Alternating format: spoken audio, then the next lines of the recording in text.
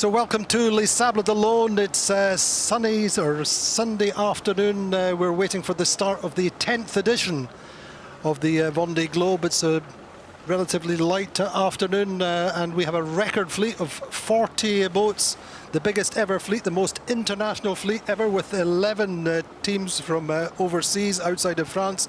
This is the Everest of the seas. It's the toughest sporting challenge in the world. It's a simple concept, and it's one skipper, one boat, non-stop around the world, and here is the course. 1989, avec un départ et une arrivée aux Sables d'Olonne, sans autre escale possible sur la route. Innovation voulue par l'organisateur, 2 zones de protection de la biodiversité autour des Açores et du Cap-Vert ont été créées, car ce sont des zones identifiées par les scientifiques comme des zones de reproduction et de migration des grands cétacés et d'autres mammifères marins. 45 000 km avec un passage par les 3 caps. Bonne-Espérance en Afrique du Sud, le Win en Australie et le Horn à la pointe de l'Amérique du Sud. Les concurrents font le tour du pôle Sud et de l'Antarctique avec une zone interdite pour éloigner les concurrents des risques de collision avec des icebergs décrochés de la banquise. Le meilleur temps sur ce parcours du Vendée Globe reste celui d'Armel Lecléache en 2016 en 74 jours et 3 heures.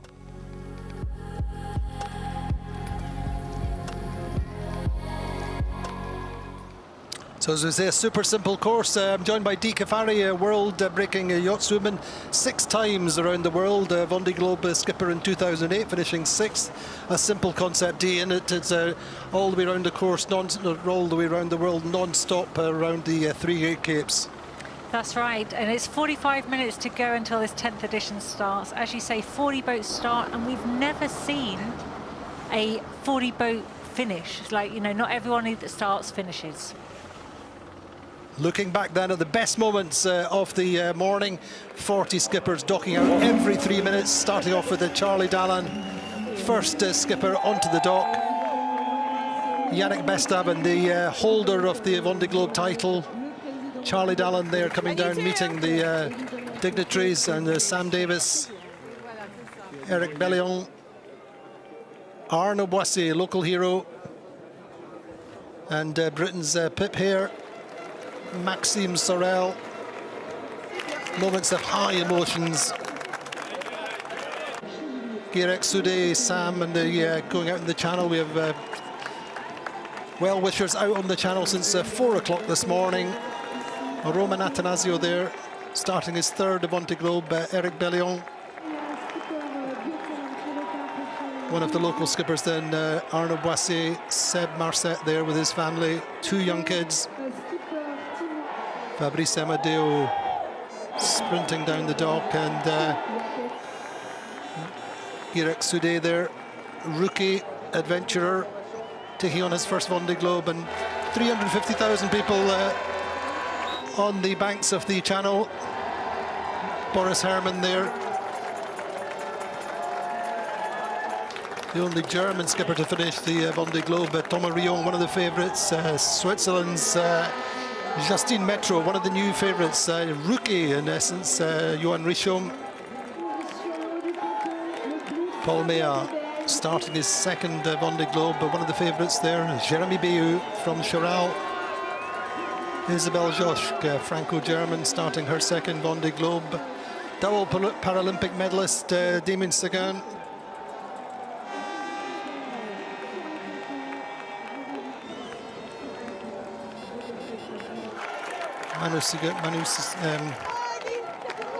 Oh, a little bit of damage here with Tanguy Leterquois and Jean Lecam, oldest skipper in the race at 66. Tanguy Leterquois is saying goodbye to his wife Clarisse Kramer. Jean Lecam, Kojiro Shiraishi, starting his 3rd Vendée Globe. Alan Rura also starting his 3rd Vendée Globe. Italy's Giancarlo Padotti. And for the first time, a Chinese skipper, Louis Burton, starting his 3rd race.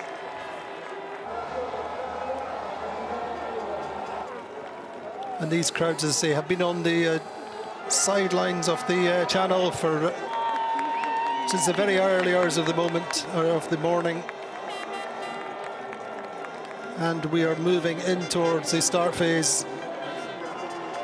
The emotions of the channel are behind them. The skippers are now very much into their bubble, with just their immediate race teams on board generally now. And there's Violet Durange, our youngest skipper in the race, as we go back on the water into the pre-start phase. And Di Kefari, a little bit of sunshine now, hopefully. Yeah, we're just seeing the clouds start to break and the sun come through. We've got the sails up, boats are moving. That's always a good sign. The one concern that all the skippers had, unusual for the start of the Vendée Globe, normally it's because there's a big depression that they've got to deal with in the first couple of days. But this was about, will there be enough breeze to actually leave the finish line and start line and get going? But we are confident that that is going to fill in and grow from the 3 to 4 knots that we're seeing now up to 6 to 7 knots maybe by start time. We've got 40 minutes to go to the start, but it's light. It's light and downwind, which is interesting because we're not going to see too much difference between our foiling boats and our daggerboard boats, which will be really interesting. But with 40 boats on the fleet, it's busy start line, and we're not going to get much separation. So the skipper's really going to have to keep their wits about them.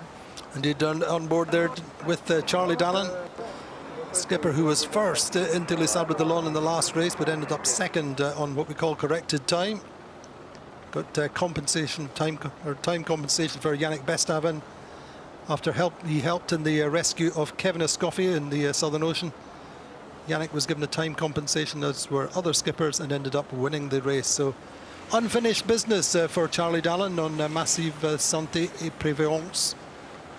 And I have to say, he goes into this race as a race favourite. He hasn't been off the podium. It's a brand new boat. And what they've done with this latest generation of boat is move from the performance they learnt with the last incarnation to then looking at the ergonomics for the performance of the skipper, the well-being of the skipper, so they can perform at peak performance for the whole race. Now, the record's 74 days. They did not beat that in the last race. They're convinced these new boats and new generation boats are capable of going faster, but I don't know if we've got the weather to allow them to do that. We shall see. We shall see, but it's certainly not the day for speed records today. As Dee said, we're just expecting light 5 to 8 knots of wind in the early hours of the race. She said it should be downwind, a lot of jibing through the first hours of the race. But this race is all about the Vendée, this region to the west of Paris on the Atlantic seaboard. It's made its name, publicised its name round the world through this solo race, which happens every 4 years. And the Vendée Globe has been great for the region. It's seen a massive influx of financial input every 4 years. It's been great for the town of Les Sables d'Olonne and for the region. Significant investment. It's a beautiful region, lots of tourism. And let's have a quick look at the Vendée region teaser.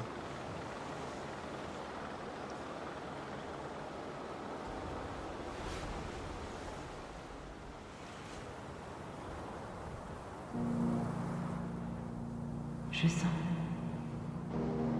le vent me pousser. La terre me parlait. L'océan m'appelait. Je me sens pleine d'énergie.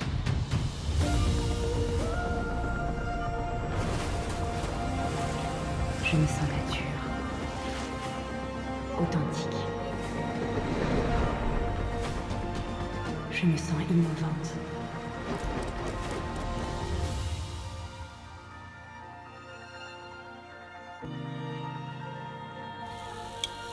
Je me sens historique.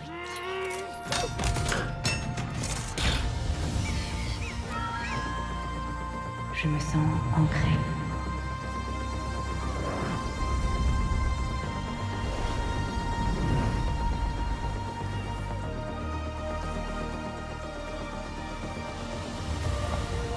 Je me sens compétitive. Je me sens aventurière. Je me sens glorieuse.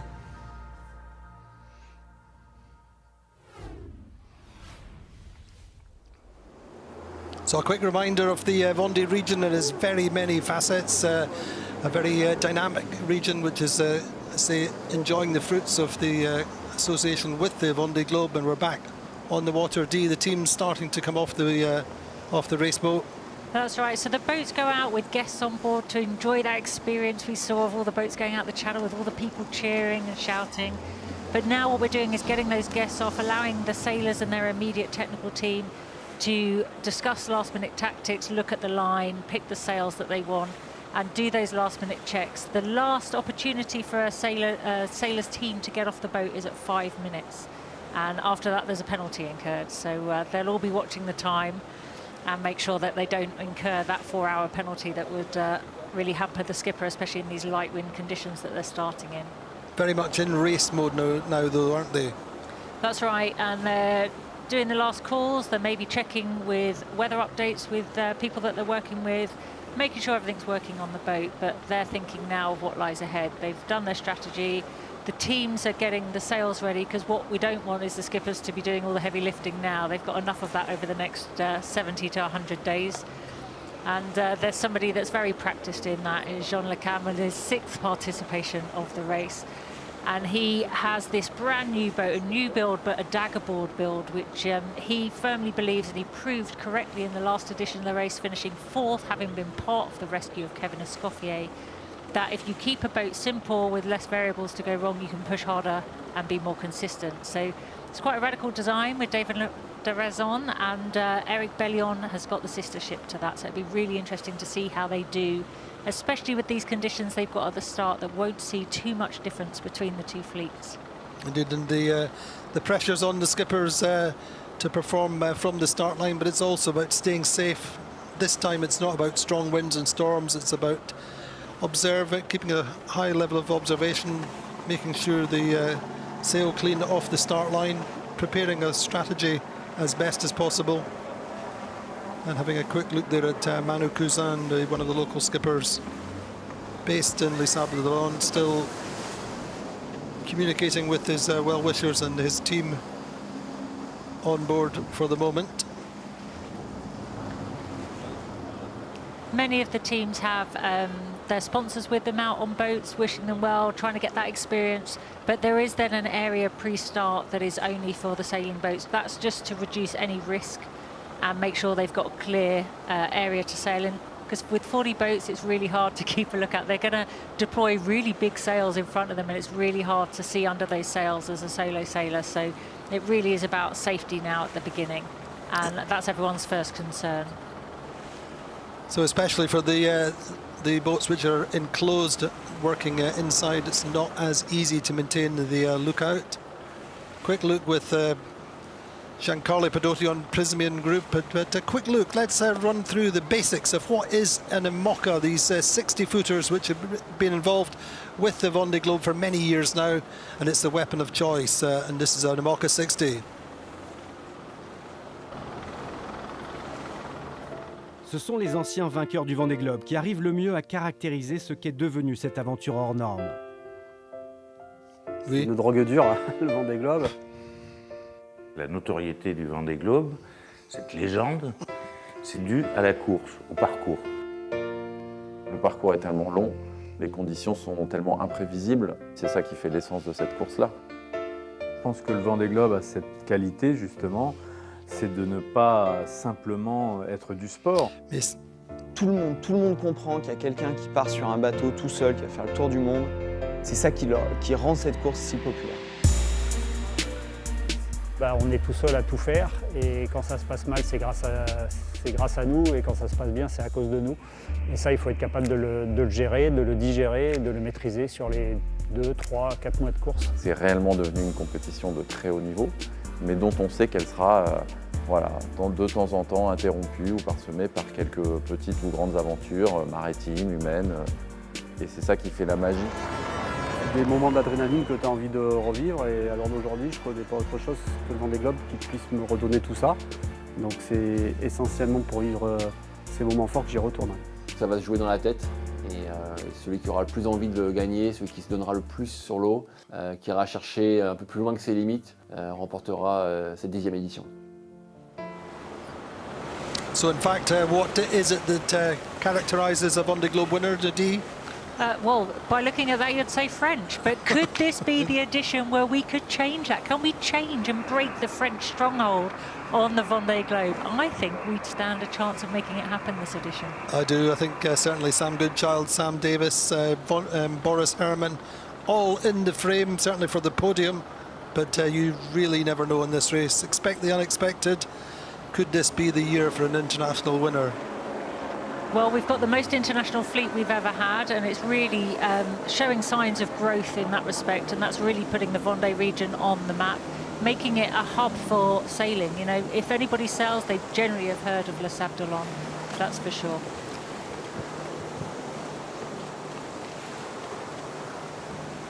Indeed, just looking through the fleet there, Benjamin Dutreux there on Guillaume Environnement.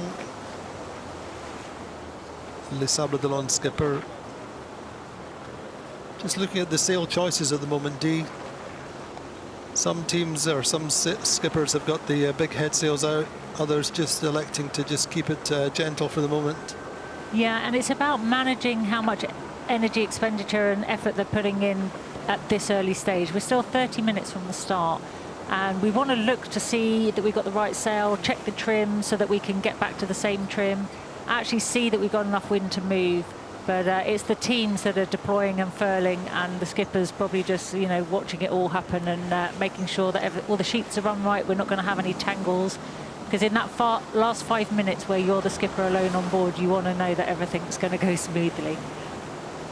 Indeed, just listening to Pip here in one of her earlier broadcasts, just saying how she lays everything out for the first 24 hours, knowing where all her clothing is, all her food, all the little things that she want and have to hand over the first period. It's so important. Definitely, and that's really about organising your boat. They're carrying a lot of spares, a lot of food, a lot of stuff that's on board the boat, just to make sure that they can last for the duration of how long they think the race will be. And they will have packed the boat and stacked it in a way according to this weather forecast, which is super light downwind sailing initially.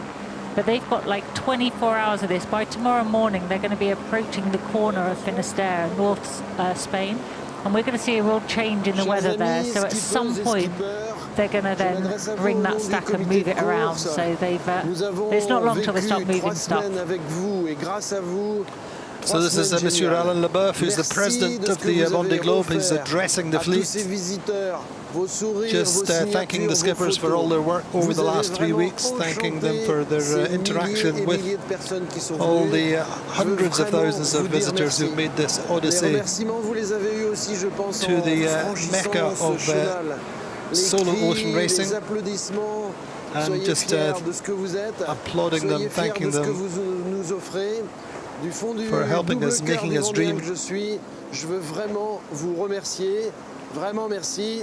Et à une demi-heure de la course, eh bien, je vous souhaite. So addressing the fleet at 30 minutes to go, or just under 30 minutes to go, that gives them a time signal, D, for the skippers to just check in that they have their watches running to time. It's all about being on the start gun at the B of bang. That's right, and with these light conditions, you know, if you're not there, you're left behind really quickly. Now, the start line's in position from an hour out, so they will have already been to each end of the start line. One end there's a very distinctive boat, and the other end there's a buoy.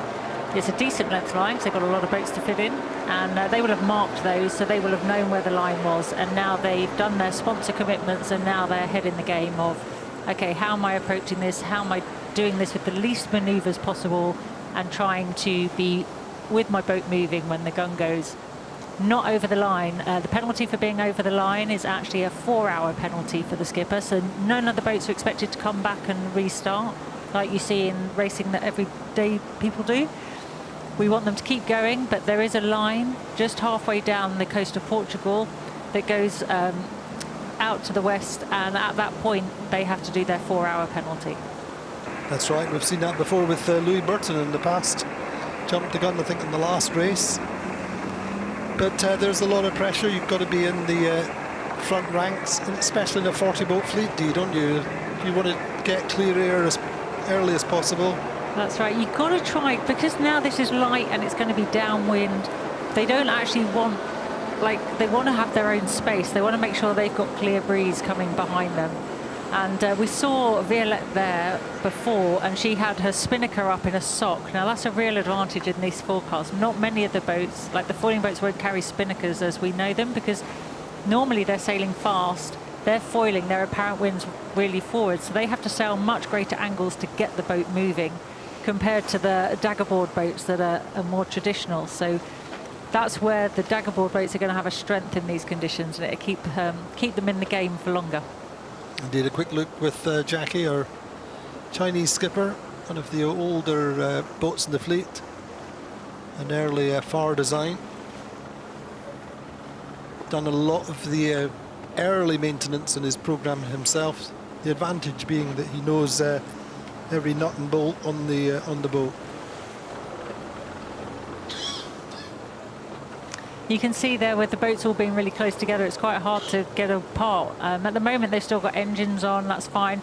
Now these boats will seal their engines before they go, and they have to take a photo of the seal and give it to the race direction as proof. And if that seal breaks at any time for any reason, they have to take a picture and say why, and then it's investigated.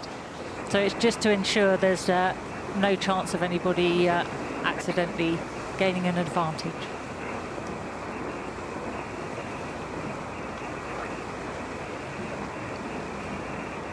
Quick on board with Damien Sagan and Group Apicil. I think this is one of the few years where the spectator fleet are going out and they're actually enjoying the hospitality. Exactly. There's been a lot of cases in the past where it's been a little more uncomfortable, and there's been a few people not feeling 100% and enjoying the experience. Have you enjoyed that experience in yourself, Dee? Have you been out in one of the big spectator boats? I haven't. I've either been on a race boat or I've been sat here talking about it. But exactly. I remember my year, my spectators, there was a few people that felt a little unwell on the year of 2008 at the start. That's indeed the case. I can remember it well. And you know, the situation, one person starts being sick. It's geometric progression, shall we say. Bit of a chain reaction, yes. The hospitality was not enjoyed so much. Anyway, there's Biotherm, skipper you know quite well, do you?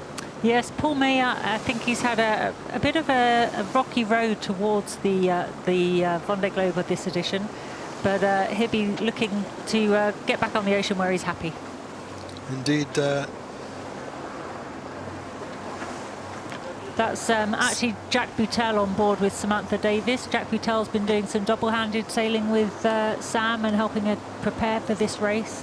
And I think he's probably a skipper we're going to see in the future line up on his own campaign. But he'll be one of the last people to jump off, making sure she's set for the 5-minute gun. Indeed, there is the sister ship to Jean Le Cam's boat, this new David Raison design. Dagger boards, Eric Bellion, second Vendée Globe for him. And competitor, as I say, 9th in 2016. But let's have a quick look this time at what is an AMOCA. Ces monocoques mesurent au maximum 18,28 mètres sur une largeur de 5,85 mètres maximum, avec une quille pivotante de 4,50 mètres qui porte un bulbe de 2,5 tonnes en moyenne. Des foils, ces grandes moustaches sur les côtés leur permettent de prendre appui sur l'eau et de déjauger pour limiter la friction de l'eau et donc le freinage. Les bateaux anciens sont munis uniquement de dérives, c'est-à-dire ne pouvant pas voler. Ils sont donc moins rapides que les foilers. Le mât culmine à 29 mètres au maximum et porte jusqu'à 4 voiles en même temps. Les marins embarquent 8 voiles maximum pour la course et ils passent leur temps à adapter leurs voiles aux conditions pour utiliser au mieux le vent. Dans le détail, une grande voile de 150 mètres carrés que l'on peut réduire en la descendant sur le mât, on parle de prendre un riz. Une voile d'avant allant de 140 mètres carrés pour un J1 à 50 mètres carrés pour le J3. Ces voiles sont utilisées pour les allures face au vent, avec une voile de tempête obligatoire, le tourmentin. Pour les allures de vent arrière, jusqu'à 300 mètres carrés pour la plus grande voile, un grand Jennaker, et 375 mètres carrés pour un spi. En vitesse de pointe, les bateaux peuvent atteindre les 40 nœuds, soit plus de 70 km/h.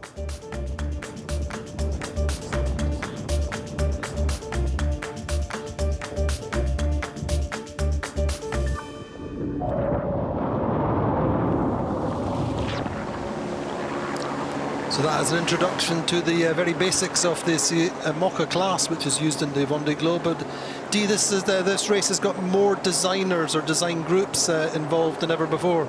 Yeah, and the newer boats, it's interesting. We're seeing more boats with the Antoine Koch coming involved.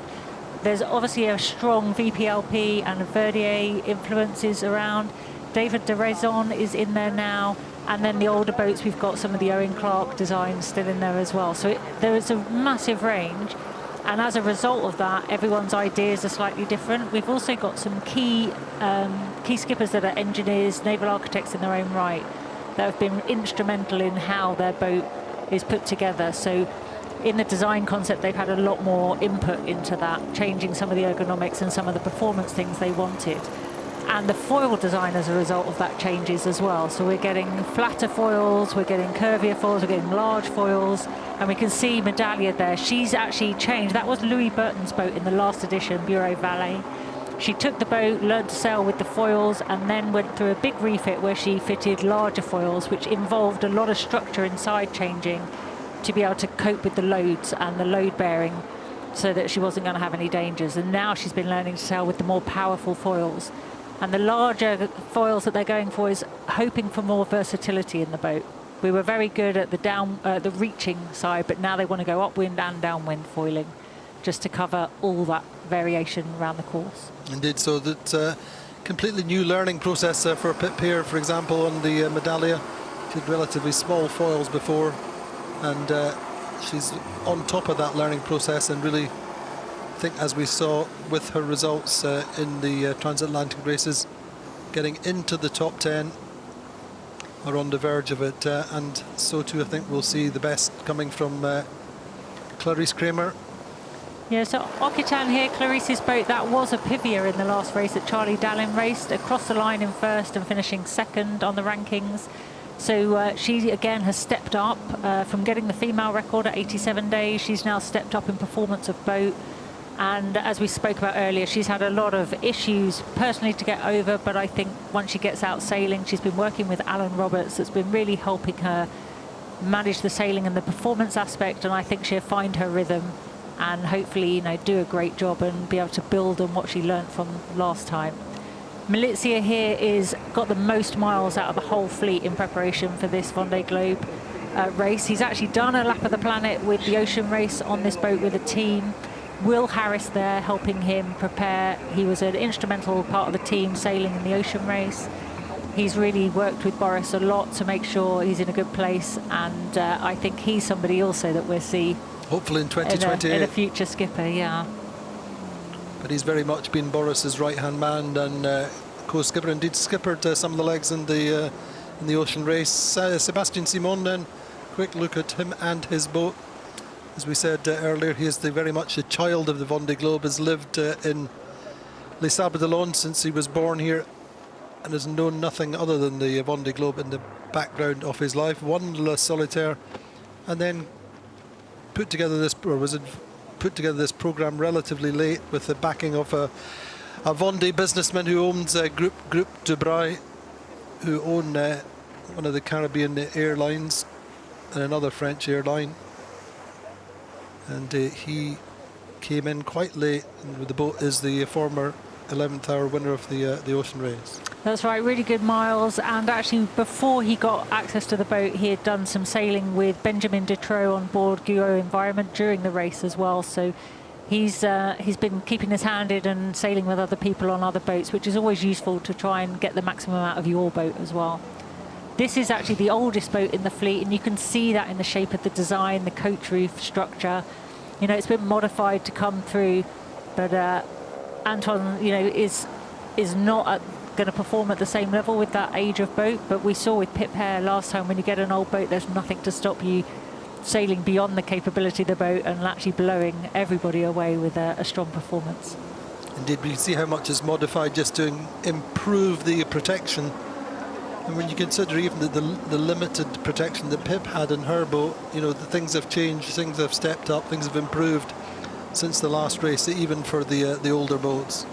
Absolutely, and it's all about security and safety. You know, these boats are going so fast now that to go and do a sail change, you have to slow down in order to go out on deck and be safe doing it. So it's about safety, so they're confident. And why should they be blasted at 30 knots all the time? They've got to be able to live and survive and make crucial decisions. So it's about keeping them safe, warm and happy. Indeed, I mean, I think one of the things we can't even talk about comfort on board, but it's the lack of, or lesser lack of comfort, if you like. That's been a big focus this time. Let's have a look at the youngest skipper on this race. Violette d'Orange is only 23, and she's the youngest skipper ever. À 23 ans, Violette d'Orange impressionne. Opiniâtre et talentueuse, elle a gravi 4 à 4 les marches vers le Tour du Monde. Traversée de la Manche et du détroit de Gibraltar en optimiste à 15 ans furent ses premiers exploits en solitaire. Depuis, la demoiselle de Rochefort a fait ses armes en Figaro puis en IMOCA à bord de l'ancien bateau à dérive de Jean Le Cam. Lors des transatlantiques de qualification, Violette d'Orange a bluffé tout le monde par la manière dont elle a mené son bateau, la justesse de ses choix de route, la vitesse de son embarcation et surtout celle de son apprentissage. Là où j'ai peut-être un petit doute, c'est en fait le manque d'expérience. Et clairement, j'ai fait 8 traversées de l'Atlantique dans ma vie, mais aujourd'hui, j'ai jamais passé le poteau noir et je suis jamais allée naviguer dans d'autres mers que l'Atlantique Nord. Donc c'est sûr qu'aujourd'hui, j'ai beaucoup de doutes sur la météo. Donc en ce moment, je fais que ça. Voilà, je relis les cours, j'essaye de revoir ce qui s'est passé durant les derniers Vendée Globe pour vraiment m'imprégner de l'expérience des autres. Ce que j'aime, c'est l'aventure. Bon, la compétition, elle reste toujours dans le fond, mais c'est aussi le fait de partir loin et de me sentir un peu seule au monde, au milieu de l'océan, quoi. Encore élève en école d'ingénieur, Violette va devenir grande en bouclant la boucle. Pour ce premier tour du monde en solitaire, il ne s'agit pas encore de gagner la course, mais d'accomplir un rêve d'enfant. It's a childhood dream for Violette d'Orange, but she's been super impressive today, hasn't she? I know, it's funny that it's there a bit taking part, not necessarily about winning, but actually Violette has managed the race within the race, like the daggerboard boats within the fleet. She's been mixing it up at the front of that daggerboard fleet, and I think it's surprised a few people. So she seems to be quite comfortable out on the ocean on her own. I think once she gets over her initial fear of the Southern Ocean, once she gets in there and realises it's not as scary as she thought it might be, and she has got the right, tools for the job, then I think she might surprise a few people and continue to do a really good job that we've seen her do to date. No, here's hoping. But I mean, one thing which is again significantly different for this edition of the race is skippers mostly have Starlink, so they have always on internet, and that it's a blessing in terms of media work and weather work and things like that, but can be a little bit of a curse if you become reliant on that. It's a real hard balance. I mean, communication now is fantastic, allowing us to take everybody on this journey with these skippers. They're going to live everything, see the videos, get all the coverage, which really allows you that front seat in that action. But they now go around the world with WhatsApp. It's like they can never switch off, and for some people that's a massive distraction. Some people rely on it as a tool for that support network. But the rules are really strict about outside assistance. Increasingly strict for this edition.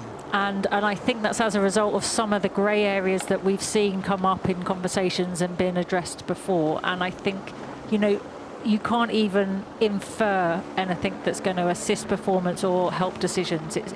Safety and repair work is one thing. Anything else is totally different, even down to how their mental well-being is. It's seen as a psychological advantage. So communications have to be really careful with the outside world, and they will have strict instructions within their team to manage that. But it will be interesting to see how that evolves in terms of, can we call it sociability, if you like? It's about maintaining links with their some of them want to maintain links with their networks of friends at home. I know that Boris Herman in particular, in the last race, in the latter part of the third part of the race, shall we say, he really relied on that a lot. He was feeling quite lonely and cut off, and he was still communicating with various different groups. It'd be interesting to see, in particular with him, how that evolves. But less than 12 minutes to the start now, the nerves starting to build up even more. Yeah, this is now the last minute checks. The crew are now on a hustle to make sure everything's done before they leave the boat at 5 minutes. The skipper just doesn't want the distraction, and they just want to get on with it. But as you can see, people are still running around doing stuff. Last interview for Conrad, I think, at 10 minutes to go. Yeah.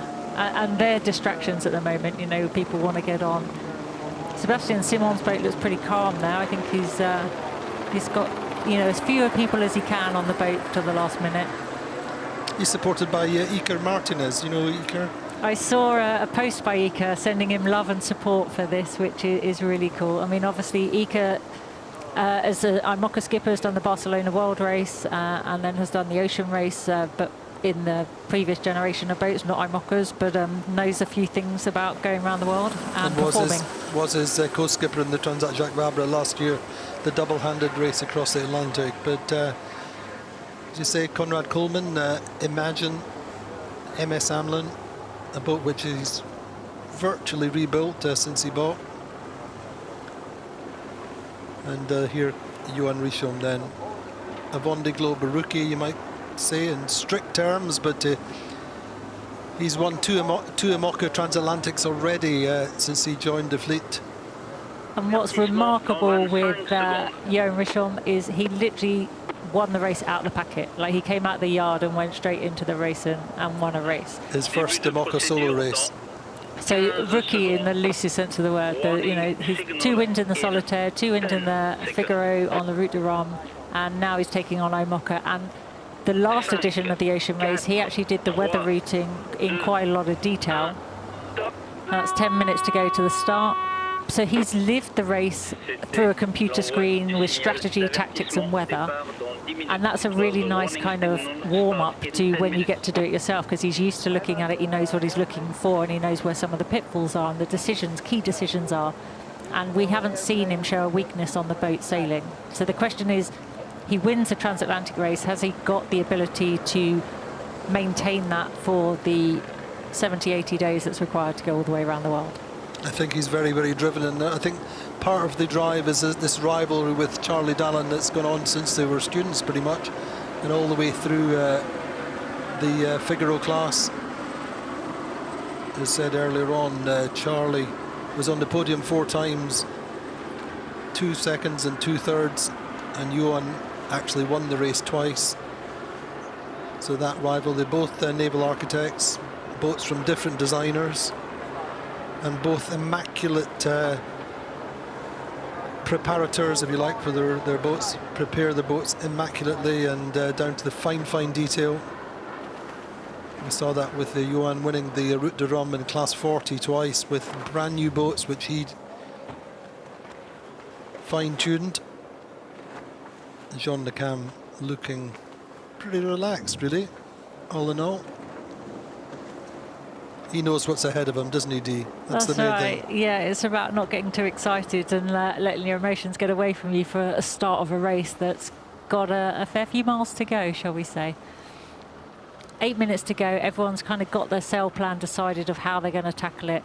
The idea is not to be too far away from the start line, because as you can see, they're not going anywhere fast. There's a lot of flapping in the mainsails, and they just want the shortest distance without risking being over the line.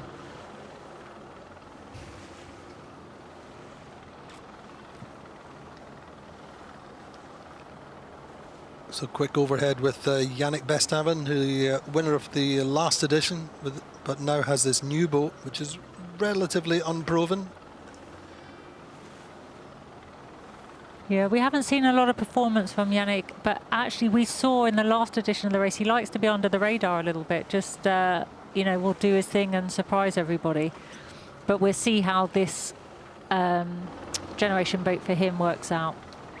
But I always think that, you know, because we talk about Yannick winning the race on corrected time, because he had that time bonus, but he sailed a fantastic race, particularly in the south, sailed fast and hard, and as you say, did his own thing. He raced a little bit further to the north at different times, but he was one who really sailed high consistent averages and was leading going up the South Atlantic, then was becalmed, and then made the bold decision to go north coming into the finish, and that really was the passport to his victory, as indeed it was for Louis Burton, who came second across the finish line and finished third.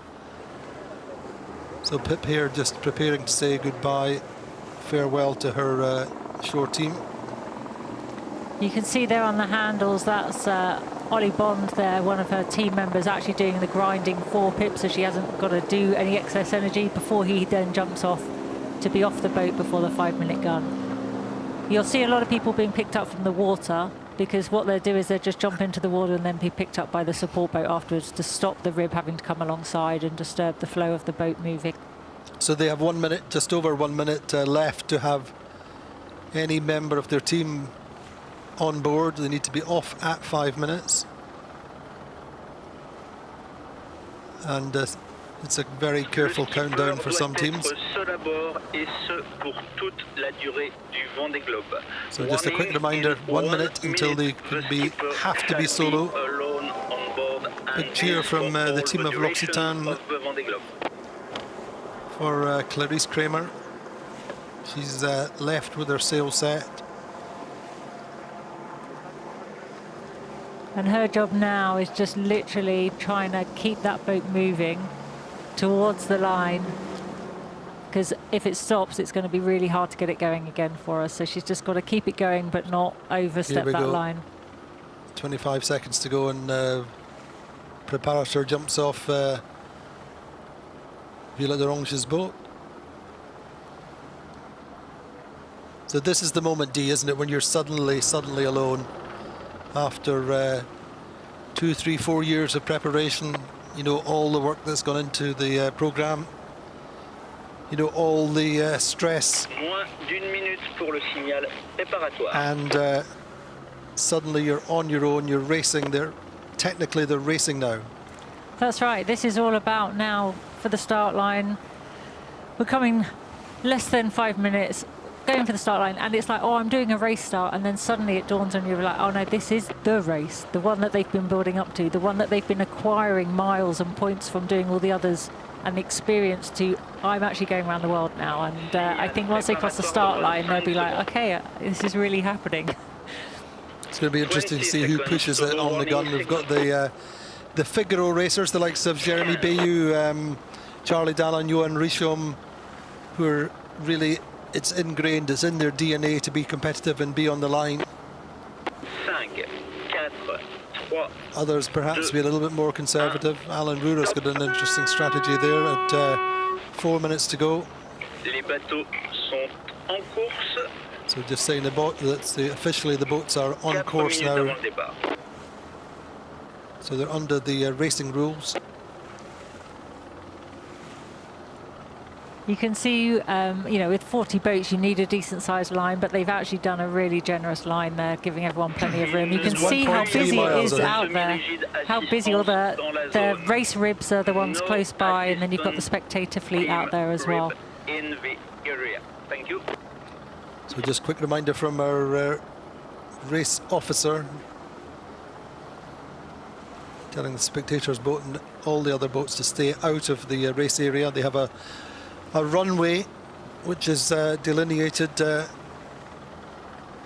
out to sea, which should guarantee them some protection from spectator boats.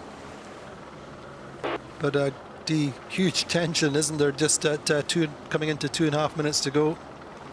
It is, and the hardest thing is, like, whatever you do, just keep the boat moving. Even if you are coming close to the line now, you would just keep the boat moving, because you just don't want to stop it. And it's about eking everything you can just to keep flow going, otherwise you've just got no drive at all. Just for clarification, in previous editions you will have seen a dégagement mark, a turning mark, before everybody is free to then sail around the world via the capes. There is no mark this year. It's cross the line and they go. So we won't have any kind of bottleneck for any of the boats. To Lou Burton, well forward in the fleet there, Bourreau Valley, said he was penalised in the last edition for being over the line. Arnaud Boissier then, La Micheline. Boris Herman there foreground, beside the two vulnerable boats, Thomas Rion and Sam Goodchild starting alongside each other. Less than 2 minutes to go to the start of the 10th edition of the Vendée Globe. Always that kudos for being first across the line, of course. It's reported around the world. Who was first across the line in the Vendée Globe?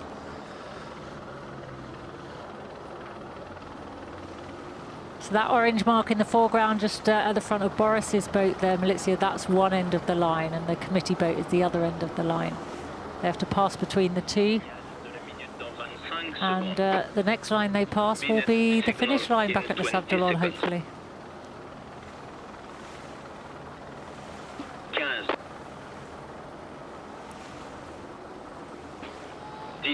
So the fleet quite well spread out down the line. A little bit of congestion there by Guyot Environment and V&B Montana, Maxwell Soaring.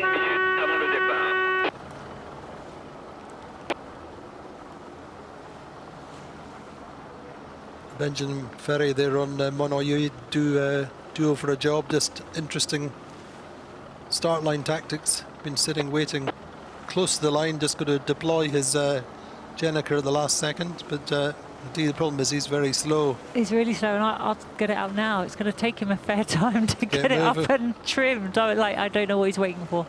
Somebody tell him the time. So less than 30 seconds before the start of the 10th Vendée Globe. Louis Duc there just in the lower ground. Fires Lantana had a really nice full spinnaker there. He's got way on, he's got motion. He'd be quite happy with that. So less than 15 seconds to go. Fairly light conditions.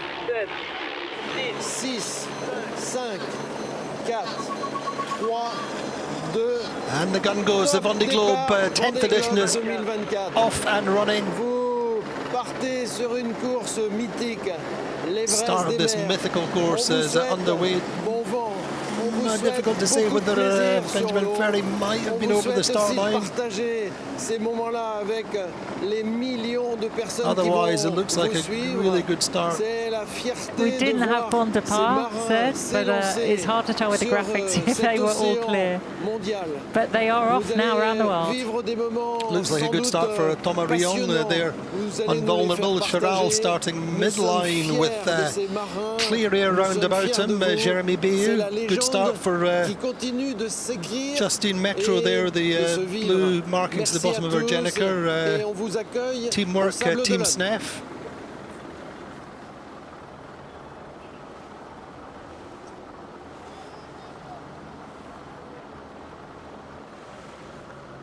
Isabel Josh just to the very left of our picture. Yannick Bestaven with the red markings on his big giant cockerel from Maitre Coq. Just to windward of Charal.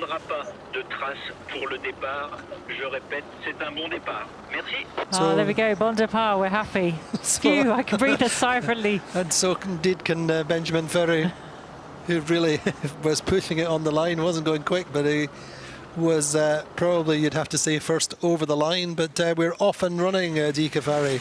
Yeah, and you can see everyone was piled up down this pin end, because you can see how Boris and Sam Goodchild and Thomas Ruon have cleared the line, and now the aim is to go south, because actually what we've got is really light winds in the north. They want to head south, so it's downwind. They're going to look for the subtle shifts. Any manoeuvre is going to cost them, so they just got to keep the boat rumbling. You can see the difference there. Hublot's got breeze and pressure in their head sail, and Archaea Paprick had the flapping sail. They were struggling to get that full. You'll see a very different heading for the daggerboard boats to the foiling boats because of the different sails shapes that they've got. They can fill the softer sails and head more downwind. The foilers are going to have to sail sharper angles to keep any boat speed going. So they'll have a busy evening of jibing ahead of them. Indeed, but these are the first minutes of this 10th edition of the Vendée Globe. Clear start.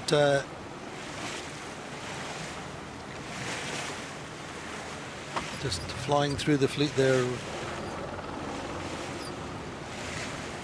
At least we got no penalties for Indeed. Louis Burton this edition.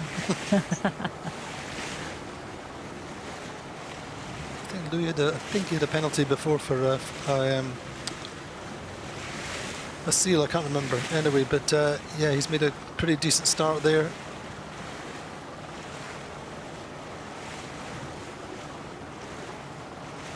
pretty confident with his style that he'll be foot down for the whole race. You can see there the heading it's got on the screen there, 300. They're not even, they're just moving the boat. They're not actually worried about what direction they're going too much. So long as they're moving away from the start line, and then once they get into a little more pressure, it'll be about doing the manoeuvre while they've got boat speed. But this is essentially a lake race at the moment, isn't it? It's just about picking up the little zephyrs, the little light breezes. Interesting to see Louis Burton on his boat. He's able to steer with the tiller outside the cockpit, or outside the so he has a view forwards, and you get much more feeling than some of the sailors who have to sail inside or with their head just out of their coach roof, like as you see there with Charlie Dallan. Yeah, the advantage is definitely outside to see the little dark patches on the water that you want to try and join up, or to feel it. And you can see he sticks his head out, he's got to go down below, and you lose that connection, and it makes it really hard. And you can see the different angles people are pointing at, but I would imagine we will see on the tracker these two boats probably that distance apart for a lot of this race if they have their way. But it's interesting to see them starting almost alongside each other. But it can be, you know, a little morale boost in the early stages of the race can really carry you for a long, long time, can't they? Absolutely, and I think massive positioning there was actually affecting the breeze that Johan Richomme was feeling, so they're already having an impact on each other. And there's Nico Lundvin and Wholesome PRB.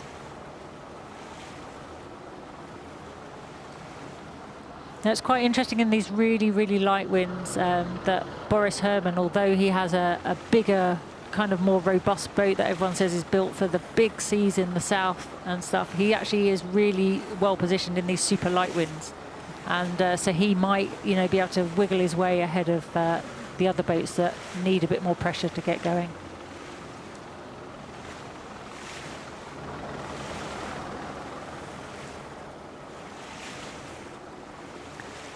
Even the softer spinnakers on the boats are just hanging limp, really struggling. I bet they're all wishing for the helicopter to come by and try and give them a bit of pressure.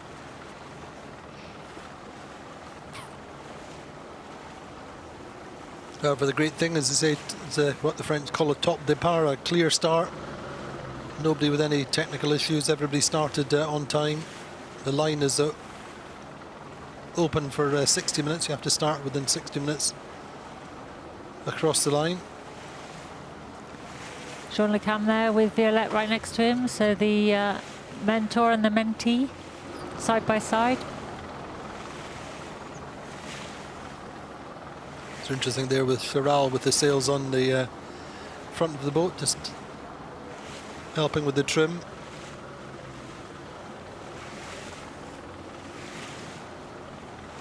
But you say just in terms of the connection with the breeze, it's tough for Jeremy Bayou being inside.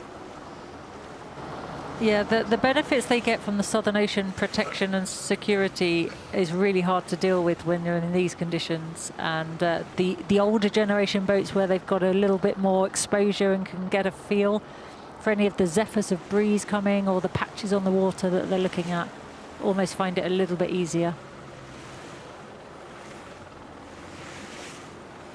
So Birek Sodi then on freelance.com started his first Vendée Globe, as indeed here Oliver here, the Swiss-German skipper.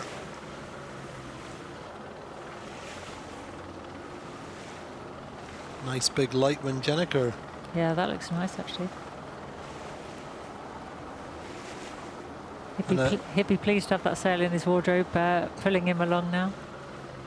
Indeed. Skinny boat, light boat, daggerboard boat. He's got movement, and he's finding it a little easier than some of the stickier, wider foilers. Two Swiss boats are side by side alongside Justine Metro.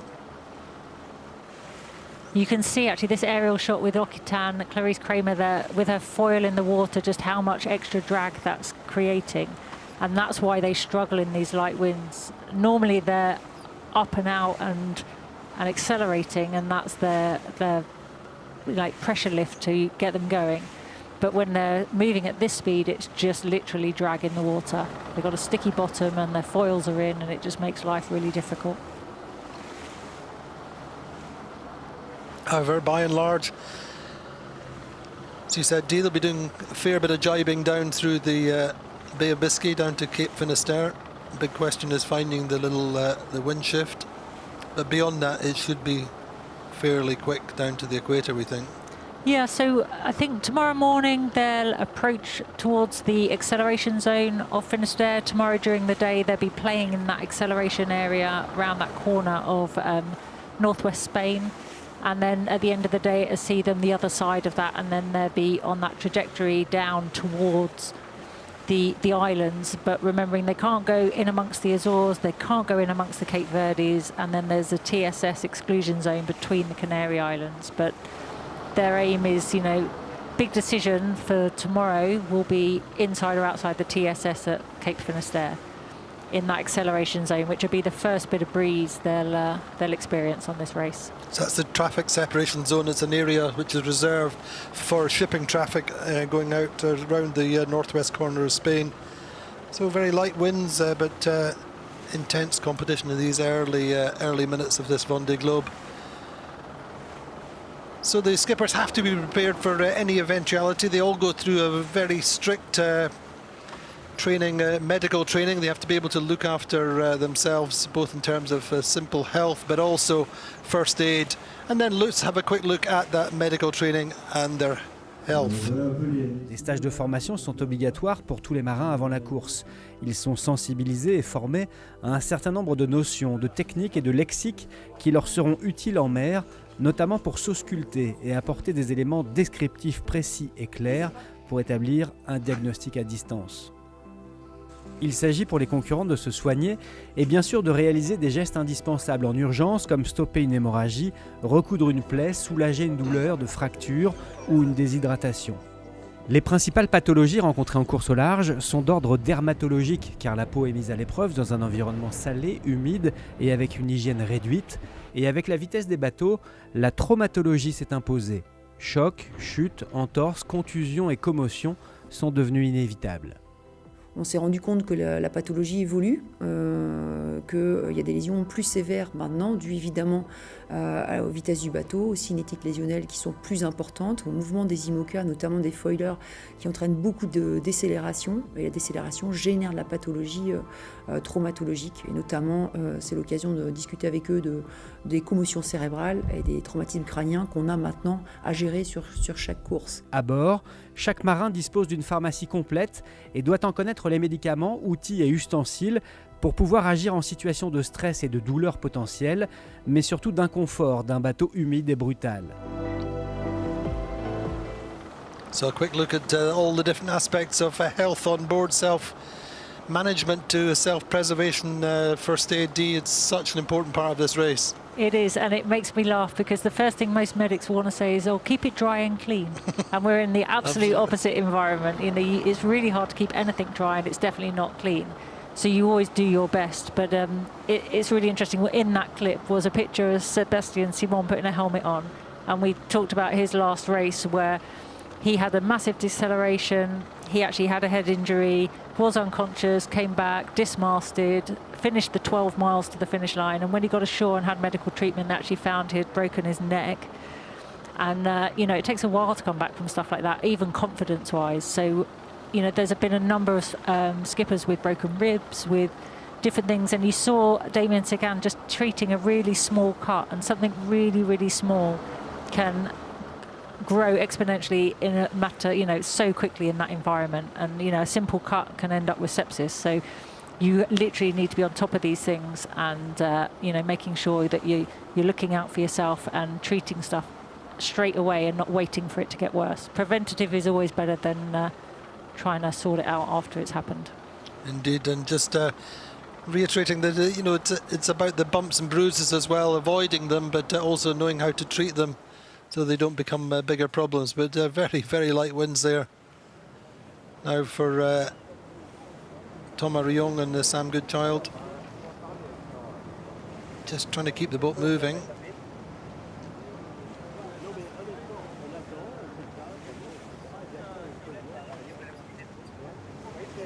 And it's interesting, you can see different people have got different pressure in their sails and are moving and slowing down. And it's all about when those puffs get to you. So, you know, Ollie here, we talked about, had a beautiful full light Jenica, and now he's flapping in the breeze. So, you know, his pressure has gone, and that's probably gone further down. Now, interesting, we spoke about Malizia having an advantage in these super light conditions, and he's making that pay. As soon as we get over that critical 9 knots, I think then the others will start to, you know, move too. So he needs to really capitalise on these super light conditions while he's got them.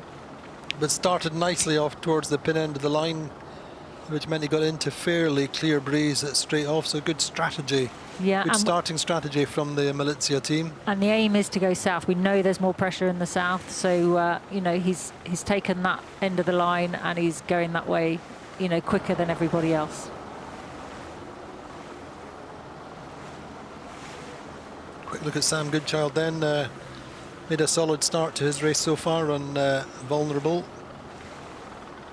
Previously Thomas Riong's boat, which finished 6th on the last race.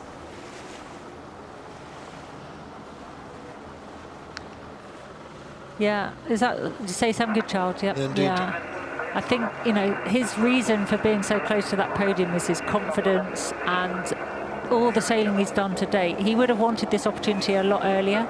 You know, he was craving this for years, but I think actually it's all happened for a reason, and the experience he's gained to get him to this point has now given him a really competitive opportunity. That's interesting. Pip here clearly made quite a decent start in 5th place, and I think that no matter what happens over the next day or so, I think she'll be very, very happy with that. She was very, very nervous about the start and about these first hours, and clearly if you get out with the leading group, then you've got less chance of getting involved with other boats.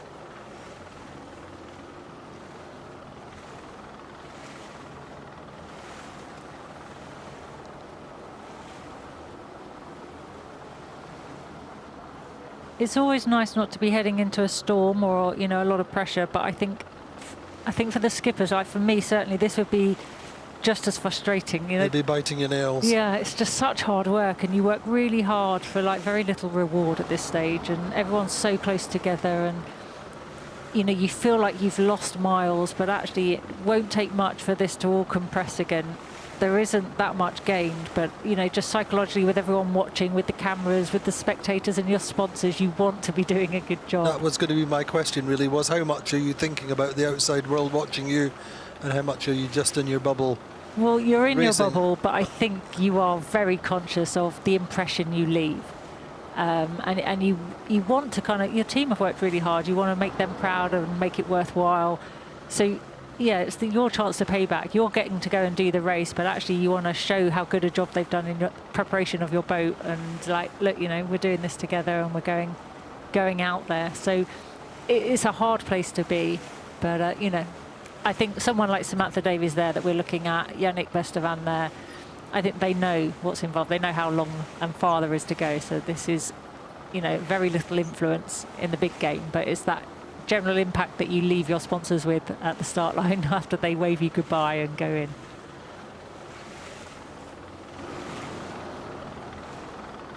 Interesting, isn't it? The different angles you look at. I think there's more breeze depending on what than the camera angles some of the time, but clearly those boats down to leeward are now starting to get some effect from the spectator fleet and the wash coming off these boats. Yeah, Louis Duke there got some nice pressure in his spinnaker. You can see how much influence he's having on Fabrice Amadeo to leeward of him, and it won't be until he's clearing out the way that Fabrice will start his sail getting filled and he'll be able to get going. The water looks like there's a little bit more pressure there. But you can also see these holes in the background there. Exactly. It's really, as they say, a heads out the boat race at the moment. But clearly Boris Herrmann getting a little early jump. Thomas Riong, Max Sorel, and Antoine Corniche maybe didn't know quite what to wear in the early part of the dock out, but he knew what sail to put up. He knew what sail to put up, and he's going well.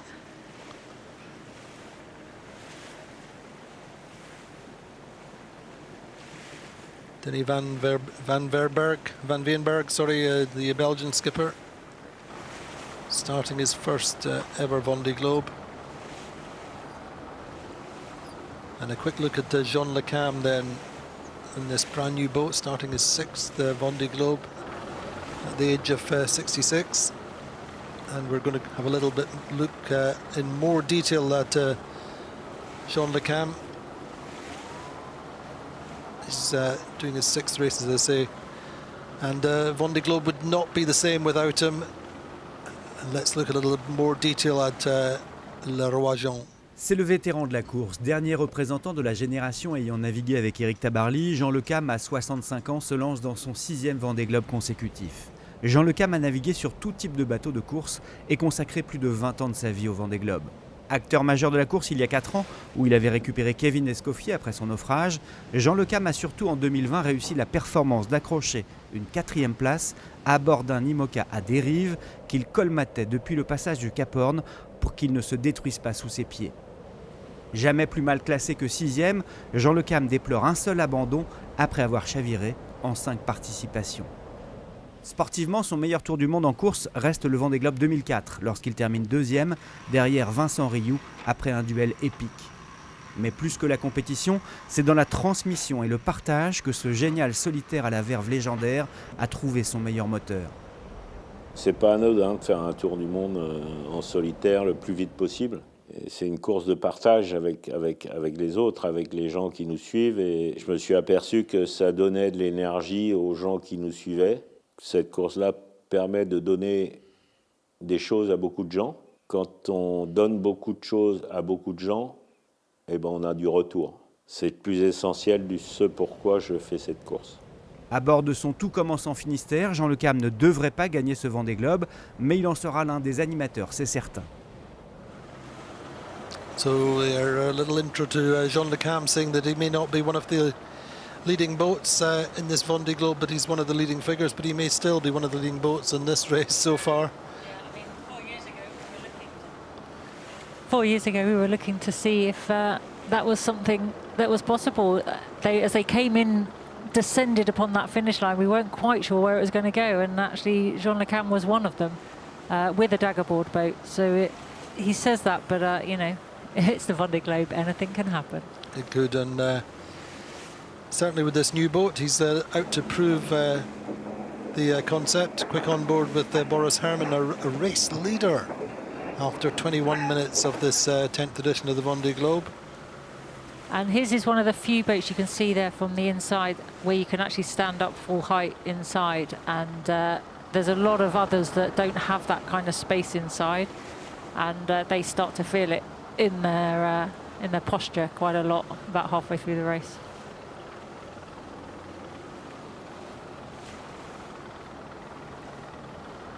So I'm afraid Jackie looks like he's fairly rooted to the spot in the meantime, but I don't think he'll be too concerned. His race is all about finishing, getting around in one piece, him and the boat.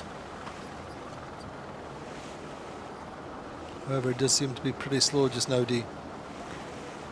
Yeah, slow, frustrating, but it's about expending your energy and you're in the right place. Zen. Yeah, you know, you've got your sail out, you can only do what you can do. It's like you could run around like a headless chicken, but actually you just got to live with it, because the breeze is coming in puffs. We can see that where the sails are full and then collapsing again. And as frustrating as it is, you just, try and just keep it moving, keep your head in your boat, your eyes out, and we know it's going to improve as they move further south, as they get further west, as the day goes on.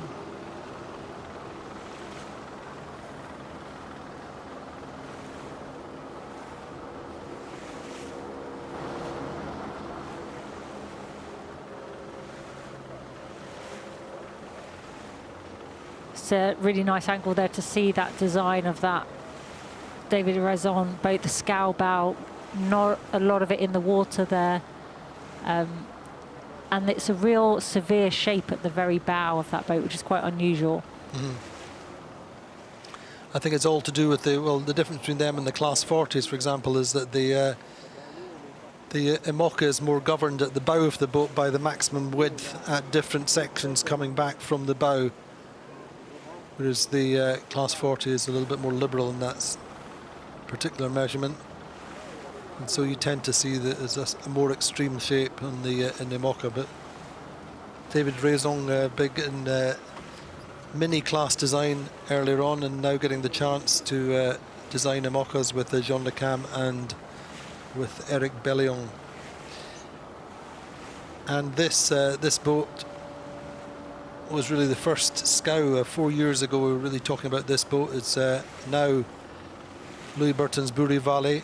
It's the first real scow-shaped hull, and really didn't get the chance to prove itself really on the race as L'Occitane en Provence. With Armel Tripon 4 years ago, he had a premature end to his race, and so we never got to see what it could do. But it's interesting, a lot of people... The key thing for him, was he had a problem with the rig early on in the race, and he had to...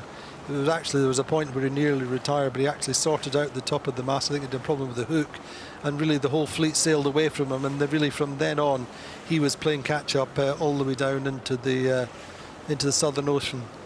But interesting, in the Southern Ocean when he was there, his actual speed runs his averages was were fast. really good, and I think that was the point where everybody in the fleet and everybody looking at the IMOCAs was starting to think, okay, let's go, or let's think about a scow for the next race.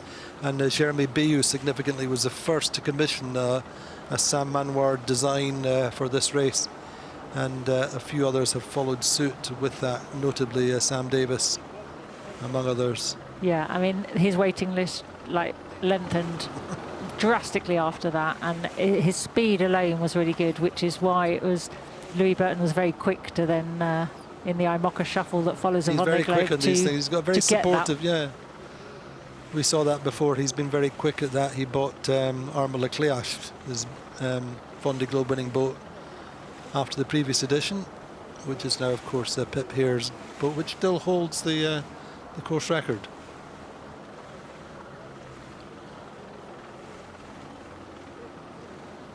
But it's very much a case of the haves and have-nots in terms of breeze just now, Dee, isn't it? Yeah, it's just not getting disheartened. It's about staying in your boat and just waiting for the puff to come to you and just trying to maximise it so you don't miss out on any opportunity. They're all pointing different angles. I mean, that was an exaggerated graphical display there, but it's about doing the angle that works for your boat. And as the breeze lightens, that needs to change, and then it'll increase and you'll change again. Concentrating on just flow, keeping flow moving, keeping the boat moving, trying not to get stuck. The foilers, as soon as they're in the water, are adding drag, making it difficult. The hard thing for the skipper is they're working really hard, not really going anywhere, and the spectator fleet are that close. And it's, you don't want to get distracted. People want to cheer you on, they're wishing you the best, but they're still right there, and you're just like, okay, you can go now. Let me go and sailing. Let me go sail around the world. But nonetheless, Paul Meillat quite well placed on the biotherm just now. Quick shot up in the clouds with their drone. But to say Paul Meillat going well, lying second just now as we come in towards around about half an hour of this Vendée Globe.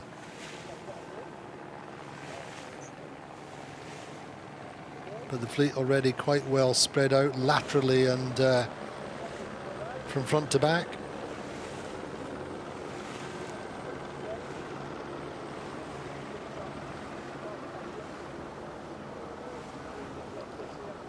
That's Fabrice Amadeo, just not quite got his spinnaker sock all the way up, just losing the top 10% of the sail, but anyway, he's a sailor who's the Vendée unfinished business for him. He was one of the first to return on the last race with a problem with the sheave at the top of his mast, which had to go back in and make a composite repair at the very top of the rig. Quick on board with the Benjamin Dutroux. He was a very talented Figaro sailor before he came into the IMOCA class. Really impressive with a relatively modest daggerboard boat in the last race. Just a watery sunshine, a little bit of watery sun. Switzerland to be happy with that. So will Hungary. I mean, I joked with Shabby, talking about his skills sailing on Lake Balaton. He said, you know, it could be just like that, and here we go.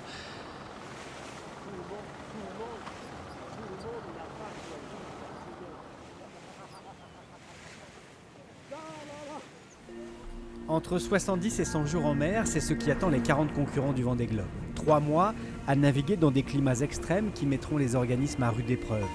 Les skippers doivent prêter attention à leur alimentation pour s'assurer de l'apport calorique suffisant aux efforts physiques intenses nécessaires au réglage d'un bateau. Il y a des fois, il y a des jours où oui, on n'arrive pas à manger. Ouais. On n'arrive pas à manger parce que la cuillère dans la bouche, c'est trop compliqué. Boire, c'est avec un camelback et puis vous savez, le truc dans la bouche là. Parce que les gourdes, c'est dangereux, parce que voilà, on est un peu à se faire secouer tout le temps, quoi. Dans les endroits froids, le Grand Sud ou l'Atlantique Nord, je vais manger 4 repas par jour. Et puis après, dans les zones atlantiques, on va dire chaud, là je vais être à 2 voire 3. Cuisiner à bord d'un IMOCA lancé à pleine vitesse est particulièrement périlleux. Seul outil disponible pour des raisons de poids, un petit réchaud à gaz pour faire chauffer de l'eau et la verser dans un plat préparé lyophilisé, donc déshydraté, ou apertisé, c'est-à-dire conservé sous vide et réchauffé au bain-marie. Et puis on les encourage aussi à diversifier au maximum, c'est-à-dire qu'avoir que des lyophilisés, c'est pas une bonne chose. Les lyophilisés, on n'a pas d'effort de mastication, et le masséter, c'est le muscle le plus puissant. Et si on n'utilise pas un muscle, ils font. Alors ils ont une fonte musculaire des jambes parce qu'ils ne marchent pas beaucoup, mais si voilà, ils perdent sa capacité à mastiquer, ça peut entraîner des troubles alimentaires, de digestion aussi. En moyenne, l'alimentation représente entre 150 et 200 kg de nourriture embarquée. So a quick look at food on board Di Cafari. It's so important to manage the food and energy sources over the course of the race, making sure they eat enough calories in the south and having a variety of food over the course of the race so you don't get bored. And food is very much about energy, isn't it? It is. It's about energy and it's about morale. It's that, you know, the stuff that you need to keep you going, but actually the stuff that you want to eat, because as Alan Rora implied there, sometimes you just don't want it. You get bored of the same texture because it's a texture thing, because we only have the ability just to heat water. So we have the ability to have wet food where it's like boil in the bag, or we can add the water to the freeze-dried and rehydrate it. And quite rightly, the medic there was saying, you know, variety is the spice of life. And we know from talking to the skippers, we've got people taking food, for example, Sam Davies taking food of 77 days. And at the other end of the spectrum, Ollie here and Conrad Coleman taking food for 100 days. Actually, incidentally, Conrad Coleman's the only vegetarian in the fleet that we know about. But it's interesting, the variety you can get in freeze-dried feed these days is massive. It doesn't matter if you're gluten-free, if you're vegetarian, there is literally something for everyone. And quite often, you know, when I've been sailing offshore, some of my favourite meals are the vegetarian meals, just because it's something slightly different. And sometimes the meat doesn't always hydrate how you'd prefer it, but everyone's slightly different. Everyone takes things that are special to them or their morale boosts. And I think the most extreme I've heard, and Sam Davis has done a lot of miles offshore, she spent a lot of time offshore, but she now has had a chef make some langoustine for some lobster, ready for boil in the bag. So she's going to be eating pretty well these first few days. Indeed, and why wouldn't you, really? But it's all about having a menu to a certain extent, but having the variety so that you're still getting surprises in the south. And also, say it's about food for fuel. I think in the south, Ollie here was telling me they can be consuming 5,000-6,000 calories, something like that. Because it's not only the work rate, yeah, it's not only the work rate, it's the temperature as well. But actually, sometimes it's the variety is about texture.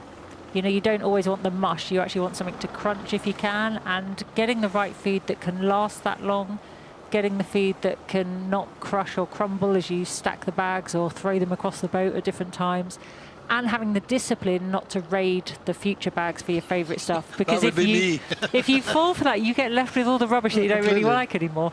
And the other thing that's really interesting is, and I always fall for this and I forget each time, but I'm fine and fine and fine. You come out of the South Atlantic and you get back into the Atlantic, and actually you're bored of certain things and you just want the stuff you can't have. You know, suddenly noodles become really popular, and you know, I'm a big porridge eater, but it's like the freeze-dried food, I just can't be bothered to eat it anymore.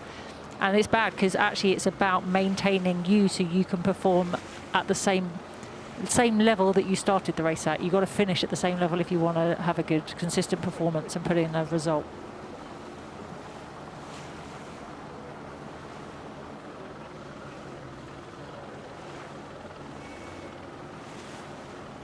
So Damon Sagan then trying to eke out the last few fractions of a knot on board Groupe Apicil.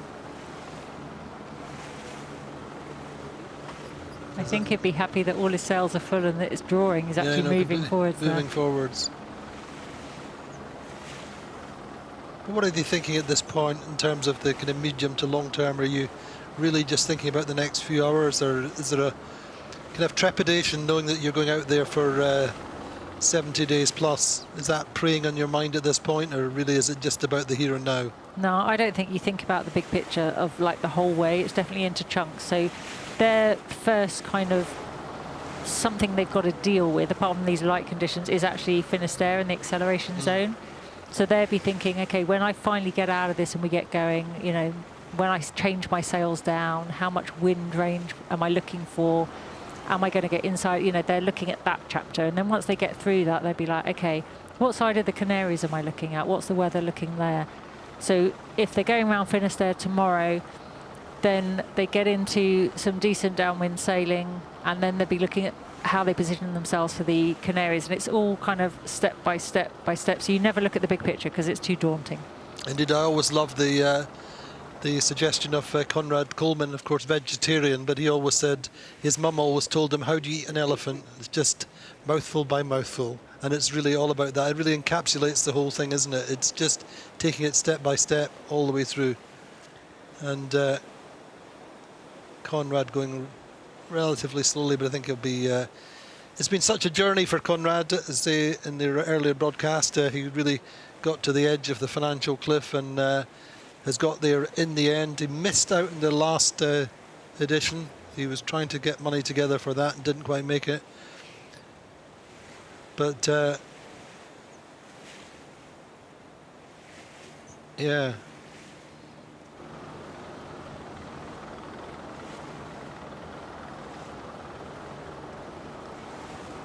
Okay, so just that question mark over Conrad Coleman as we were looking at that screen there. He has a line in his propeller, so he's delaying, continuing while he sorts that out. All right, so good information, D. Anyway, that doesn't sound like a serious problem. However, it's going to be tough for him mentally, but let's have a quick look at Sam Goodchild. As we were saying earlier on, it's we kind of have a hunch, D, that this may be a race that can be won by an international skipper, Boris Herman, leading early on, but Boris and Sam Davis, Sam Goodchild, all potential finishers on the podium. Let's have a little bit more of a look at in detail at Sam Goodchild, the skipper of Vulnerable.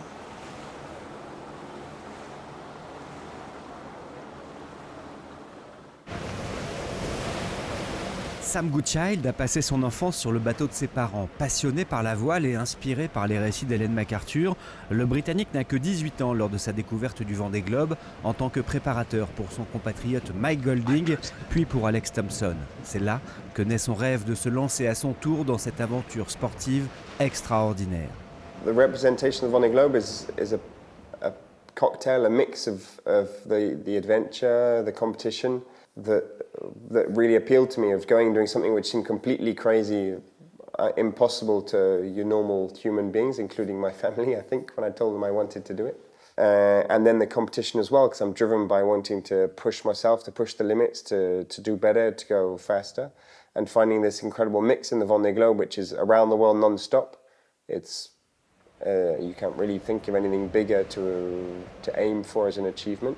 And to do it in a competition, that cocktail of the two bits together and really drives me. Depuis 15 ans, Sam s'est installé en France. Il saute de projet en projet avant de se fixer il y a 2 ans auprès de Thomas Ruyant, dont il récupère l'ancien linked out au sein de l'écurie TRR. Il n'a pas quitté les podiums de toutes les courses auxquelles il a participé, gagnant le titre de champion IMOCA de l'année 2023. Et son dématage dans la dernière transat entre New York et les Sables en juin paraît aujourd'hui une péripétie anecdotique. Sam Goodchild est l'outsider parfait pour son premier Vendée Globe. So Sam Goodchild, the perfect outsider, they're saying, but he is the complete sailor, as we've said. Dee, he's done so many different disciplines, different classes.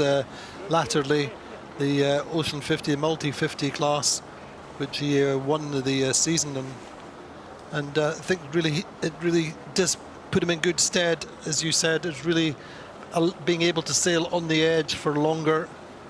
We're also having great confidence in your ability now. Yeah, and I think that when you have been living on the edge, when you come back to a monohull, it feels so safe and secure that you're willing to push harder. The fact that he hasn't been off the podium, the fact that him and Thomas have such a good relationship and have developed really well. What's interesting is having Thomas' former boat and lining up alongside Thomas with his new boat. It's interesting how Sam's actually got it a bit harder because they didn't really think about the ergonomics so much. So it's an uncomfortable ride. He has to work a bit harder. But having been with the Spindrift old team and going, hell for leather at that kind of speed as well. He's done a lot of Mod 70 records with Brian Thompson. He sailed with so many people on such a variety of boats. And he's got that discipline from the Figaro startup that I just think he's bringing the whole package to this race, which is why he's literally jumped into IMOCA World. He was on Holcim in the ocean race, so kind of had some experience in the Southern Ocean in an IMOCA already. So there's nothing unknown to him, and that's why I think it's all going to come together, which is why this could be the year. This could be the year, but clearly Conrad Coleman having this problem with his... we understood it was a rope in the propeller, but he seems to have started his engine from what I could see. Possibly just, we saw a few shots of him there with his head sail down, and hopefully we'll go back to that. But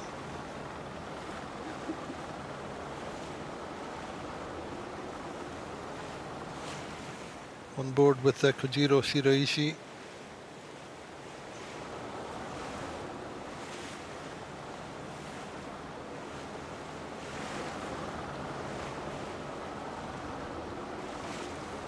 You can see the cloud line there and how it's clearing in patches, and that's going to have an impact on what breeze they get to affect. We've seen how puffy it is, but it's that cloud will have an impact as well. So eyes out the boat, and this is going to be a slow process, but it will build as they go south, and if they go south of west. And then tomorrow morning will be the big build for that acceleration zone. So they'll be in very different conditions, and they'll be working on the sail changes there, making that decision of inshore or offshore and how long they can stay in there. We can just see this mainsail of Sam's boat there just flapping around, which is really frustrating. It doesn't sound nice either, and every time it flaps it kind of spills the wind out of it, and it's just not the best way to start, but sort of price to pay for not having a big depression and 50 knot squall to get through. Sorry, just clarifying from what we could see, I think Conrad had a rope in his keel, or problems with the rope, and has therefore started late, just at 1 hour after the start gun. From what we could see, I understand he started that just on the 1 hour.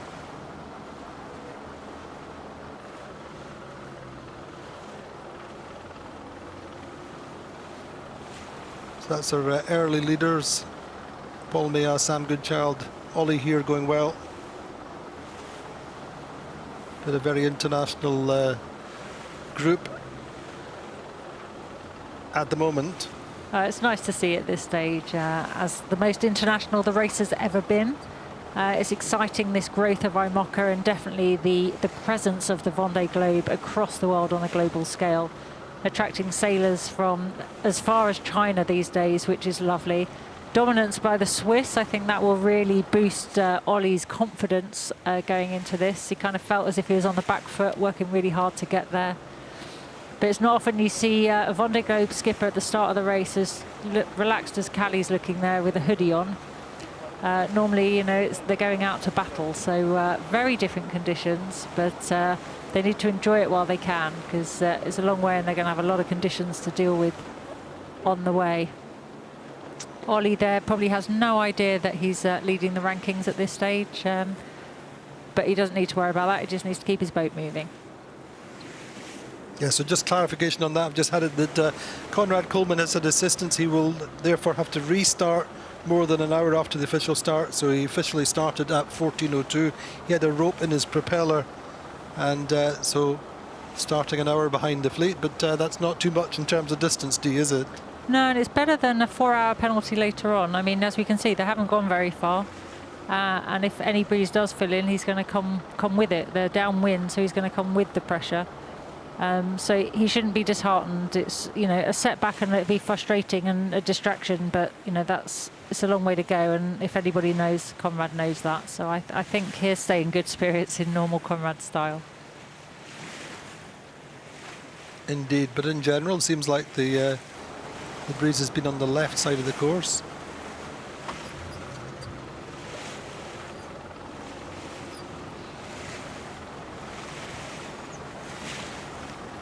Interesting with the fleet this year, we've got, out of the 40 skippers, we've got 25 skippers taking measurement equipment for weather and science. And there's a big push in the citizen science side of it. We have the ability to go into oceans and areas of the world that most scientists can't afford to get to.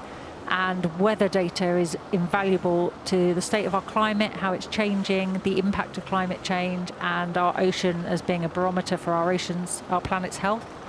So 25 skippers are taking various stuff from Argos floats that give wave data and current data, temperature, salinity, to weather stations, to little machines that do the atmospheric particles. There is a real wide range, and they weigh various amounts. Some of the weather buoys are quite heavy, but they discard them at pre-disclosed positions that Météo France want them to use. And all this data is open source, which is really valuable. And the ambition then for 2028 edition is that all 40 skippers will carry scientific equipment of some description, from an ocean pack to an Argos float to a weather station to a camera. So we really are contributing to understanding what's going on a lot more. You can Speaking see of which. Yeah. Speaking of what's going on in the water, we've got a fair few people on board trying to sort his problems out. I'm guessing somebody will have been in the water to clear the rope from the propeller as well. So just to be clear, he has to wait until 1 hour after the start to start, so he will start at 14:02. And that's that whole, within the rules, the start line stays open for 60 minutes. So you have the ability to come back, sort a problem, and make the start again. Paul Mayert's working up a sweat at the front of the pack there, being hunted down by Sam Goodchild, so he's having to take the layers off. Downwind and light winds and indoor yachting as well really contribute to there not being a lot of airflow.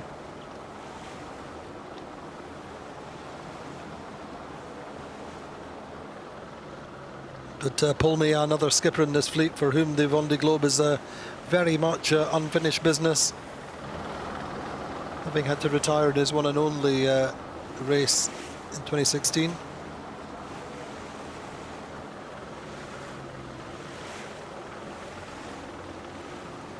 In quite scary conditions as well for him. Oh, completely, yeah. And he was going well. I think he was fifth at the time, and had been contending or been up at the front of the fleet. Went on to win the Route de Rome, didn't he? Yes. By default, that was the addition when Alex Thompson unfortunately hit Guadeloupe and was penalised, and Paul Mayert took over the win.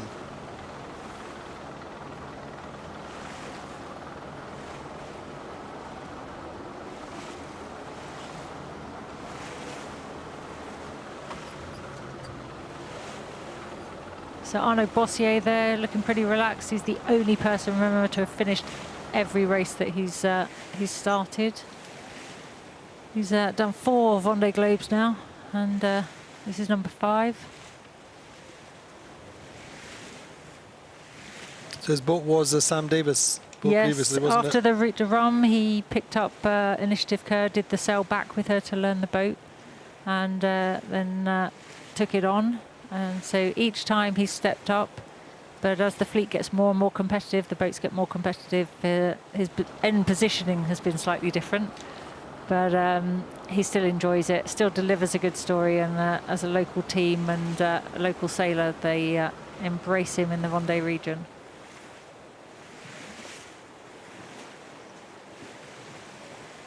And he gets free cakes.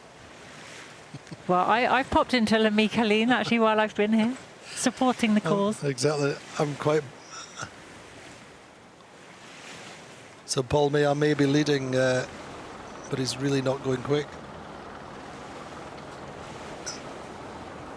In fact, he's going nowhere. Kilometers an hour or not, he's not going very fast, but he is leading the fleet.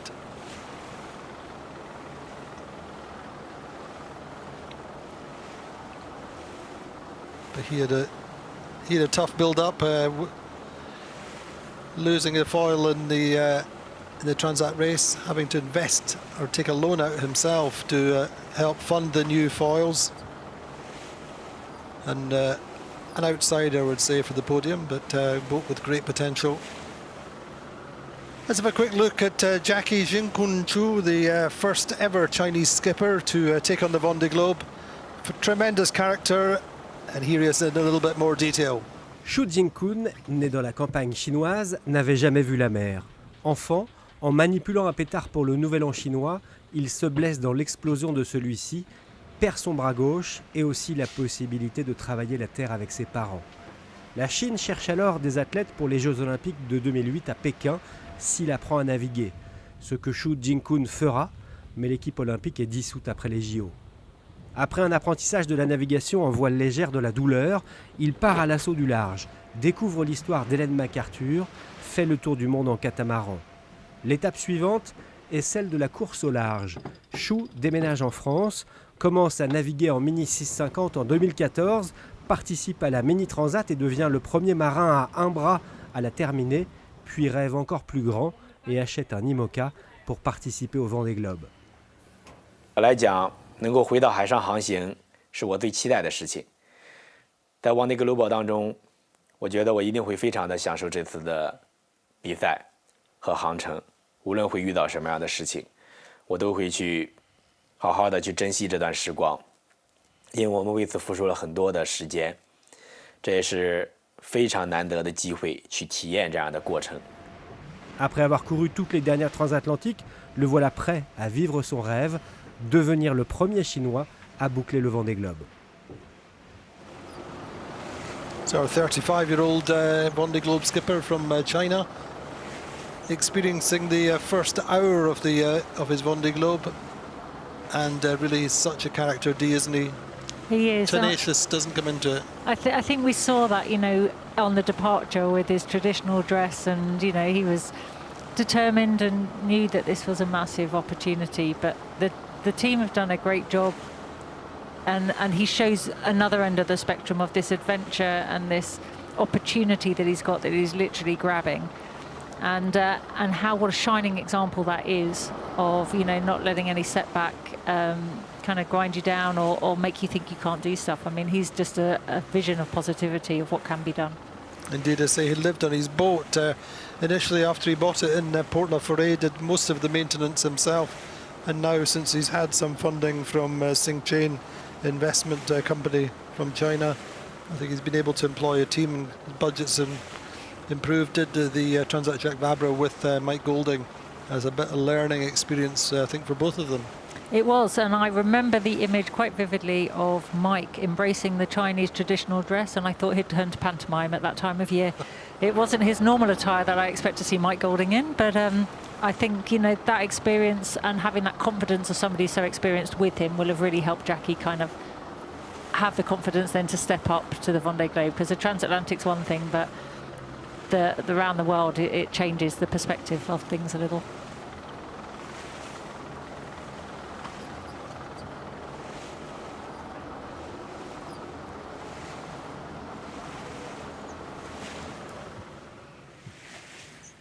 I think we can see there with the positioning of how strong these conditions are for the daggerboard boats. It's not the foilers running away.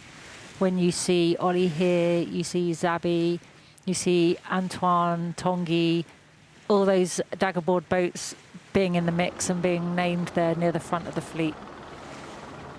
It is. I mean, it's fantastic for them. You know, a moment in the spotlight, in the limelight, as it were, and you know, some of them with older boats, lower budgets, but they know how to sail. Xavi grew up in Lake Balaton racing high-performance boats.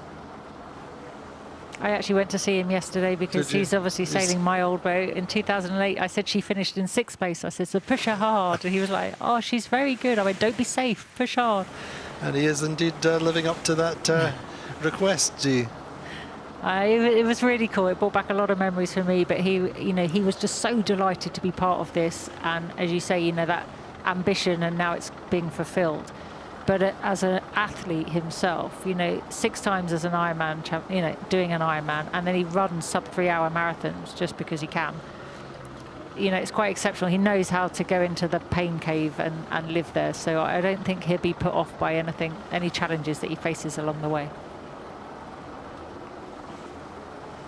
And the thing with the, well, you know, I've followed Xavi's his journey very, very closely. Remember, he did not race or sail on the Moccas at all until he got into this scene, decided he wanted to do the Vendée Globe. It's inspired partly by Nandor Fa, but his first race was the Vendée Arctic race, and it was over in a matter of hours. He had a problem with an actuator, a little electrical cylinder which drove the canting keel, and he was back in within a few hours, and that was his race over. Such a terrible introduction to the IMOCA class, and one of the things thereafter was he struggled so much to get a technician from the local area to come and look at it because he wasn't French, you know, he's Hungarian, and he said coming into this scene was so tough, but now fully adopted into the IMOCA family, into the solo ocean racing family. And he would have had 2 things against him there. One, he wasn't French, and the second one was the boat wasn't a French build. And it used to be yours. Yeah, because it used to be mine. Built in New Zealand, Hakes Marine, Owen Clark design, but, you know, English labelling and English wiring, and they notice that, and it puts people off. It's really interesting, you know, the way there's a theme or a feel about something. So, you know, fair play for him sticking at it and making it happen. And going a few moments on board with Yannick Bestaven, the winner, the holder of the Vendée Globe title, as we move in towards the close of our live broadcast from the start of this 10th edition of the Vendée Globe. Not the images perhaps we were expecting or hoping for. Maitre Coq glued to the spot, but the breeze will come in, we know that for sure, and this looks set to be a really epic race. We've got a minute left of the broadcast. Dee, just give us your thoughts for the day. Well, I just think it's just been really humbling to see the passion in France, in the Vendée region for this race, see 40 skippers and an international fleet come together and have a clean start. And this is the start of an adventure that we're going to bring you every day and update you and make sure we follow all the adventures of all these individual characters. Indeed, we'll have or Dee and I will have a live show in the afternoon, all the way through the race, starting tomorrow. Be live on the Vendée Globe website, so do follow us there. But in the meantime, Paul Meha with a very, very, very early lead. It's only a matter of 100 metres or so. Sam Goodchild up there. But the fleet going very slowly at the moment. It's going to be a fascinating race down in the first stage, down to Cape Finisterre. But do follow the race all the way through, and good luck to all the competitors.